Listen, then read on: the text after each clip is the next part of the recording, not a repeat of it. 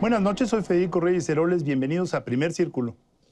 Buenas noches, Carlos Elizondo aquí en Primer Círculo. Hoy tenemos a una candidata ya, candidata independiente o candidata sin partido para la presidencia, Margarita Zavala. Bienvenida, Margarita. Muchas gracias, Carlos. Muchas gracias, Federico. Es un gusto estar aquí con ustedes. A ver, platícanos, Margarita, ¿cómo te fue en el proceso para obtener esta candidatura? Porque hubo muchas discusiones de las dificultades, muchas discusiones sobre los requisitos que estaban en la ley. Y yo me imagino que, dado que ustedes son de alguna manera los pioneros y los conejillos de Indias, pues habrá que contemplar estas observaciones para futuras experiencias, ¿no? Primero sí fue un proceso difícil porque además fueron unos requisitos hechos por los partidos políticos prácticamente para que no se cumplieran. Entonces, ahora fue la primera vez que este Consejo General del INE hacía este ejercicio de independientes, la primera vez que utilizó una aplicación, pidió que fuera a través solo de ese medio porque evitaría así muchas cosas que luego no se evitaron, por lo que he visto, pero que nos obligó a iniciar un proceso así que tampoco habría que quejarse demasiado. Yo sí pedí que la gente un ciudadano pudiera ir al INE y registrar ahí su firma frente a la autoridad. Lo pedí por escrito, dijeron que no, pese a que había 300 oficinas, una por cada distrito, más una de cada estado. Y en realidad fuimos, yo digo que aprendiendo todos, especialmente el INE, que es la autoridad electoral. Ahora, fue un camino difícil desde el principio. Me han tocado las cosas difíciles desde que anuncié mi intención de buscar la presidencia de la República. Y ningún paso ha sido fácil, pero yo siempre estuve confiada en un equipo que está lleno pues, de voluntarios, de brigadistas, que pues, se habían comprado la idea de este proyecto. Y fue saliendo, fui la última, digamos, en llegar al número de firmas, antes de que avisaran, pues, y los estados también fui llegando uno por uno. Entonces fue un proceso también muy interesante. Yo llevaba ya 2 años de estar trabajando la intención de buscar la presidencia. También tenía una estructura, pues bien, no la de un partido político, mejor. Sino la de... Pues que nacionalmente yo tenía por lo menos 1, 2, 3 coordinadores, y entonces fue avanzando y lo logramos, y me les aparecí en la boleta. Pues ya llegaste. Hoy vas a estar en la boleta junto con 3 candidatos de 3 frentes difusos, amplios y complicados. Eres la única que no traes ese sello arriba, pero también eres la única que arranca pues, de más abajo por lo mismo, porque no tienes esa estructura, no tienes el acceso a los spots, no vas a tener el dinero. Pero antes de hablar de la carrera, yo quisiera que nos dijera así rápido, ¿por qué quieres ser presidente? O sea, ¿te entusiasma luchar contra el crimen organizado? ¿Qué es lo que vuelve tan interesante hoy ser presidente de México que te ha llevado a dedicarle ya 2 años de tu vida en esto, más lo que se junte? Bueno, en realidad lo que me entusiasma es México, que además ha sido el centro de mi vida y de mi toma de decisiones. Yo entré a la política a los 16 años, entré además en la lucha por la democracia y por las libertades, y la vida me fue preparando para este momento. Y hubo un momento en que sí tuve que decidir entre buscar la presidencia de la República o quedarme en la propia organización a la que yo pertenecía. Decidí buscar la Ese es el presidencia. PAN, ya se lo olvidó. No se me olvida. Pero tenía que decidir entre buscar hacia adentro del PAN o hacia afuera la presidencia de la República. Y la verdad es que yo lo digo, nadie conoce a México como yo lo conozco frente a mis adversarios. No, López lo conoce mejor que tú. No. Desde una experiencia singular, la conoce desde el mismo lugar. Él la conoce pidiendo votos siempre. Y yo no, yo la conozco también a través del Congreso, en la oposición, acompañando a un gobierno. Es decir, tengo muy claro qué siente, qué piensa, qué vive, qué honorabilidad corre en nuestro pueblo, que es grande. Y yo estoy convencida que para este momento me preparé para ser presidente de la República.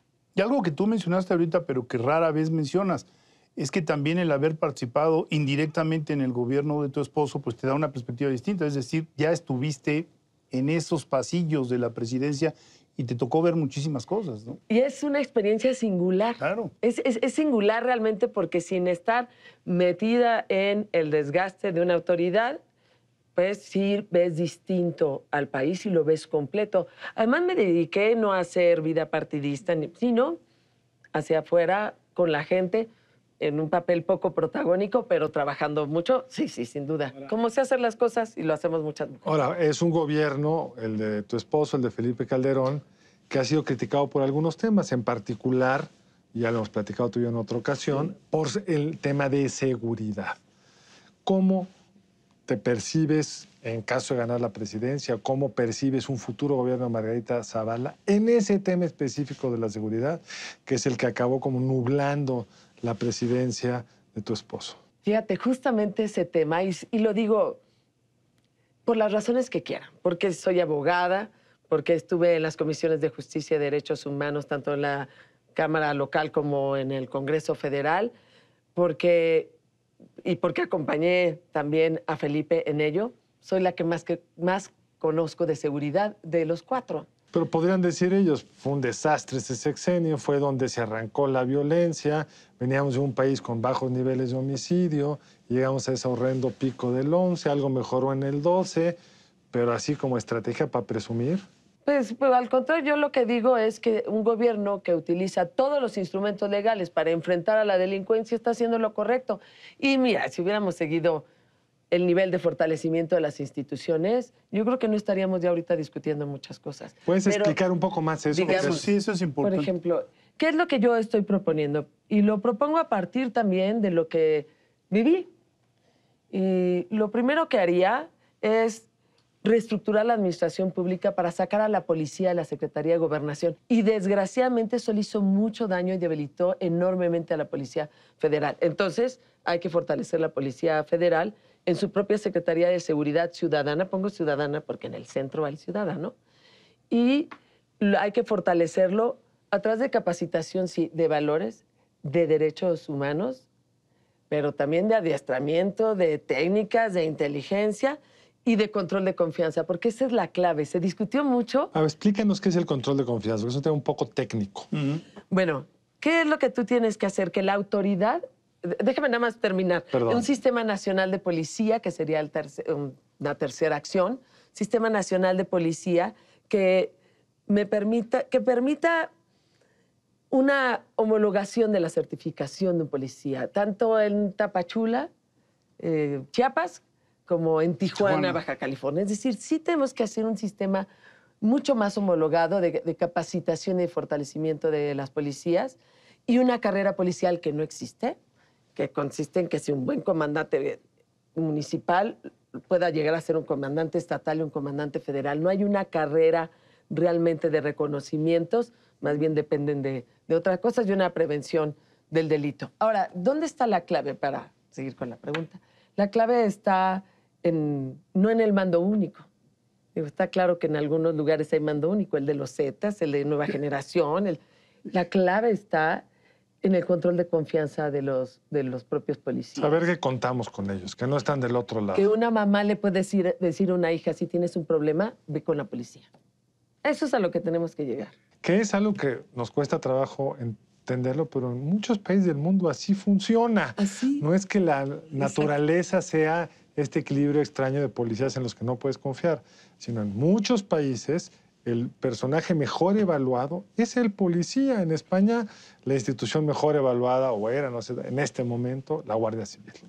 Ahora, el otro gran tema que aparece en las encuestas de opinión es la corrupción. ¿Cómo ves el Sistema Nacional Anticorrupción? ¿Qué propondrías? ¿Cuál es tu visión alrededor de ese problema? Sí, primero, yo sí habría que también ver que la corrupción, digamos, la otra cara de la inseguridad que vivimos, porque le ha hecho mucho daño y ha generado mucha inseguridad. Primero, la condición de que levantó tanta corrupción, sin duda alguna, es impunidad. Entonces, aparte, habría que ver todo el sistema de justicia, que yo en mi propuesta lo he separado del de seguridad. A veces lo ponemos juntos, seguridad y justicia, no hay que separarlo. Y corrupción, hay que tratar los tres temas, aunque estén muy relacionados, por separado. Yo, primero, habría que hacer una cosa. Sí necesitamos fomentar una cultura de legalidad y honestidad en la vida pública. Segundo, hay que cerrar los espacios a la corrupción. Está el Sistema Nacional de Anticorrupción. Y tercero, ser implacables con la corrupción. En lo primero, yo buscaría, desde luego, fomentar una cultura de legalidad y honestidad en la sociedad como en el gobierno. Yo sí quiero tener una oficina de ética en la presidencia que además ayude a prevenir. Hay gente que no sabe. Me impresiona, una de las cosas muy claras para evitar la corrupción es rendición de cuentas y transparencia. Pero yo conozco a servidores públicos transparentemente corruptos. Sí, claro. Es increíble lo que te explican. Yo encontré ahí un terreno y entonces ahí lo compré y luego se convirtió en esto. Desgraciadamente hay una enorme... ¿Estás hablando de algún candidato? No exactamente, estoy hablando de muchos, pero por supuesto que podría hablar de un candidato, pero bueno, no es ¿sabes el qué? caso. Es que también la idea misma de un conflicto de interés no es muy popular. O sea, la gente no se da cuenta que está en un conflicto de interés. De verdad. Porque no hay ese rango. Y yo, la verdad, si algo tengo de valores, y sí creo que es importante hablar de valores, de lo que me enseñaron a ser en honestidad de vida pública y también de límites éticos. Y hay límites éticos para conseguir el poder, para ejercer el poder. Y, por supuesto, yo sí me encontraba gente que no entiende que eso es un conflicto de interés, que te quedas, bueno, ¿y cómo no se da cuenta? Y segundo, hay que cerrar los espacios para la corrupción. Yo creo en la transparencia como una manera de cerrar los espacios a la corrupción. Creo en desregular. En la medida en que desregules, en que dejes... Por ejemplo, desregular la marihuana. No, eso es otra cosa. Tiene que ver con lo mismo, ¿eh? No por fuerza, porque en realidad cuando tú de vida diaria, por ejemplo, para poner un restaurante, para extenderte en un restaurante, para poner una miscelánea, para poner un changarrito, necesitas 7 permisos, estás sujeto a la autoridad. O para poner una gran fábrica. Y cierras esos espacios a la corrupción y el Sistema Nacional Anticorrupción sí tiene que consolidarse. Y hoy, por lo visto, no les importa, no hay fiscal general, no hay fiscal anticorrupción, no hay magistrados del Tribunal de Justicia Administrativa. Que es todos los increíble. Actores de este Sistema Nacional Anticorrupción. Exactamente. Ahora, pero te gusta desregular ahí, ¿por qué no en materia? Uno de los grandes problemas de la violencia en este país es que tenemos como cultivo ilegal la marihuana, que en California, Colorado y no sé cuántos otros estados de Estados Unidos ya es legal. Y tenemos a los policías persiguiendo estos cultivos, a los muchachos acabando en la cárcel por narcomenudeo. ¿Por qué no aprendemos de lo que están haciendo nuestros vecinos y gastamos las energías policíacas en otros temas? Y desregulamos en materia de consumo y tráfico de marihuana. A ver, primero, yo sí estoy, para que quede claro, estoy a favor de lo que todos estamos a favor seguramente, del uso medicinal y, por supuesto, de la parte científica. En principio, en contra de la legalización de la parte... regularla. Ay, qué bonito, ¿no? Pero no, de la legalización del uso de la marihuana para el esparcimiento, pero vamos por partes. Es decir, yo sí, primero, pediría que escucháramos a los papás. Las mamás que trabajan todos los días, 16 horas, solo tienen al Estado para cuidarlos de las adicciones. Entonces, sí digo, vamos a escuchar. Pero lo están haciendo. El Estado no está funcionando ahí. Ni va a funcionar. Pero quiero escuchar a los papás, quiero escuchar a los maestros. Escucha a quien quiera, pero estás como López Obrador, que no tiene posiciones. ¿Cuál es tu posición al respecto? Por eso yo empecé diciendo, estoy en principio en contra, porque además quiero escuchar a ello. Y la otra es que creer que por legalizar la marihuana va a disminuir la violencia, no. Yo no dije eso. Yo no dije eso. Yo no dije eso escrito, que una cosa no lleva a la otra. Okay. Pero concentras tus esfuerzos en lo más importante.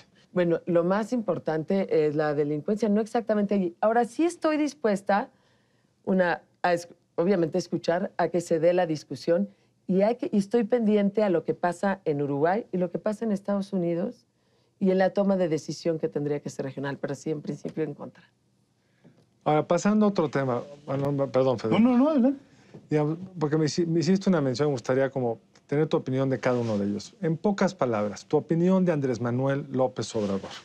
Te lo digo así, es que son estilos bien priistas. Andrés López Obrador tiene... Es un priista de antes, el de los 70s. Y además, en esta elección sí es como el ropavejero de la política. Ha renunciado a todo, a definir todo, y recibe a todos. Es el ropavejero de la política, esa es la verdad. Y en sus dichos sí es amenazante hablar de amnistía, por supuesto que sí, claro que sí, y de una debilidad en el Estado de Derecho en sus propias propuestas. Y tenemos otro priista por conveniencia, que es Smith, y otro priista... No, que no era priista. Por hábitos. Eso es lo que dicen ellos, pero de que lo es, lo es. Pues es el candidato al que representa. ¿Qué opinas de mí? Trabajó con tu esposo. Ah, sí. Cuando tiene buen jefe, trabaja muy bien. ¿Y si su jefe es el pueblo de México? Y ya, no, en realidad yo sería muy buen jefe. Pero bueno, digamos que eso es lo que puedo decir. Pero es increíble, lo que más presumen es que estuvo... Que no es del PRI. Que no es del PRI, que estuvo de secretario en un gobierno de Felipe. Y la otra, pues, priista por hábitos, que es Ricardo Anaya. Yo nunca he pertenecido al PRI. Nunca he pertenecido al PRI y sí tengo una manera distinta de hacer política. Por cómo fui formada, por mi participación en la vida política de mi país y, por supuesto, como soy. Entonces, Anaya es de hábitos priistas, aunque no sea priista. Así les digo, sí, realmente. Y entonces vas contra tres priistas. Fue anulando los órganos democráticos. Vas contra tres priistas, estrictamente. Tres hombres priistas. Pero con eso regresamos en un momento más, aquí en Primer Círculo, con Margarita Zavala.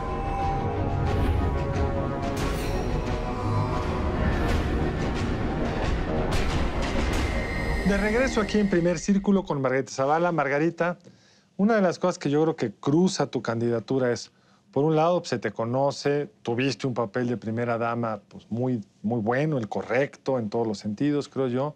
Por otro lado, se te puede acusar, y es la acusación que te voy a hacer, no es muy pronto para que se reelija una Calderón, la señora de Calderón. No es un mal precedente que las esposas de los gobernadores luego quieran ser gobernadoras o las esposas de los presidentes luego quieran ser presidentes. No parte... digamos, el sistema político mexicano no requiere que se airen más y que entren nuevas gentes y que no se queden las familias políticas, literalmente? A ver, Carlos, voy a contestar en varios sentidos. Primero, yo soy Margarita Zavala. Por supuesto. Y tengo mi propia identidad. Como las mujeres hemos dado una batalla porque se reconozca la identidad. No nos importa que nos digan que somos la esposa de, la hija de, pero no nos define.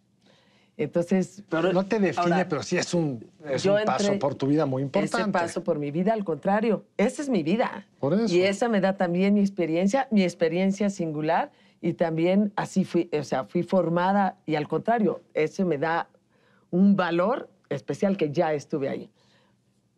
No hay, digamos, el periodo pasó y fue totalmente respetado. Es decir, no hay ningún sentido antidemocrático de lo que yo creo que podría discutirse en el caso cuando es inmediatamente, ¿no? Como el caso de Cristina Kirchner, que en Argentina, que alguna vez... Tu marido ya no es presidente. Pues. No solo no lo es, sino además es obvio que no hay ejercicio de poder. Es otro partido. Es otro partido, todo cambia. Entonces, ahí estoy muy clara que no estoy más que siendo lo correcto. Ahora, yo tengo una vocación política. Yo no entré a la política acompañando a Felipe, presidente. No, yo fui diputada local, diputada federal. Ella te acompañó a ti, yo leí tu libro. Muchas veces. Fui diputada local, fui diputada federal, estuve trabajando directamente en el partido, en organizaciones sociales. Es decir, esa es también mi experiencia y al contrario, así me presento. Y también es parte de lo que vale. Bueno, nos queda muy poco tiempo, Margarita. Yo quiero hacerte una pregunta muy concreta. Los estudios de opinión muestran que podría sacar un porcentaje importante de votación, importante para ser la primera candidata sin partido independiente. ¿Cómo piensas cosechar esto? ¿Qué harías con los 10 puntos porcentuales, por poner una cifra, o 12, o lo que sea? O menos. O 28 y ganar. Bueno, supón. Sería todavía sería más interesante. Sí. Si ganaras, me queda muy claro que harías. Pero si no ganas... La República, ¿verdad? Si no ganas, ¿cómo cosechas eso? Porque no tiene un impacto en un partido político. No hay diputados, no hay senadores. Claro. Bueno, primero, sí te voy a decir, se gana y la apuesta está a ganar y a ganar la presidencia de la República. Y como dije, ya llegué en la boleta Vaya que me costó trabajo, no ha habido un paso fácil en este camino. Ya llegué a la boleta y llegué para ganar. De cualquier manera, uno va poniendo claridad en las ideas y en el proyecto que tengo de México. Y por supuesto que se va construyendo un camino más claro que lo que están haciendo los del frente. Porque en eso que tú mismo has dicho, esa melcocha y ese masacote que han hecho de los tres frentes, la verdad, esa manera de renunciar a sus propias identidades, que ha desdibujado todo, que ha hecho que las elecciones sean un carnaval de banalidades. Yo parto en mi trabajo y en esta campaña para hablar de valores, para darle contenido a las cosas, para imaginar y soñar a México, y voy a ganar. Ese es el planteamiento que tengo. Nos queda un minuto. No sé si te satisface la respuesta, porque ¿qué pasa si no gana? Exactamente. Supongamos que te llevas 20 puntos porcentuales. Es que es algo que no está... ¿Ha pasado por tu mente crear un partido político? No ahorita realmente. Okay. ¿Por qué? Porque me planteé desde hace 2 años llegar a la presidencia de la República y en el camino estoy. Haría muy mal empezarme a distraer. Y es una carrera difícil porque tú tienes menos spots, menos dinero, todo milita en tu contra, pero muchas gracias por estar con nosotros. Esperamos verte otra vez aquí en Primer Círculo para ver cómo ha ido avanzando la campaña. Claro. Y te deseo mucha suerte. Gracias por estar con nosotros. Así es, he estado abriéndome paso como millones de mujeres y de hombres en este país. Mil gracias, Margarita. Nos vemos la próxima semana aquí en Primer Círculo. Gracias por acompañarnos esta noche. Nos vemos el siguiente martes aquí en Primer Círculo.